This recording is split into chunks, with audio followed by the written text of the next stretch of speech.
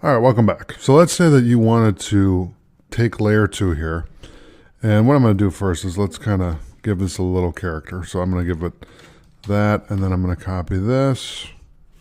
Actually, we'll delete that, and I'll just do this. I want to give it a little color. There we go. All right. Let's say you wanted to export this as a PNG. So there's a couple ways you can do this. You can go to Layer, and you can do Quick Export as PNG. Okay, so what that's going to do is it's going to save it as the name of the layer. So if it's called layer 2, then it's going to save it as that. So let's hit save. The other way you can do it is I can go to layer, and you see the little shortcut here. We have shift control and then apostrophe.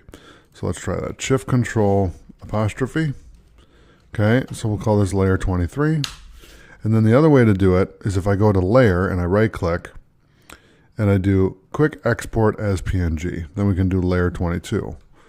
Okay, and then if I minimize this after I save, so hit Control S for me, then I minimize the window here, and then you can see right here if I right click and go to properties, okay, we have PNGs. So all these are PNG files that we just made from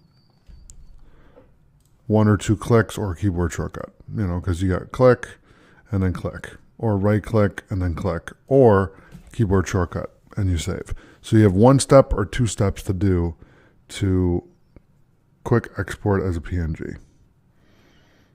All right, so thanks for watching. I'll see you in the next lecture.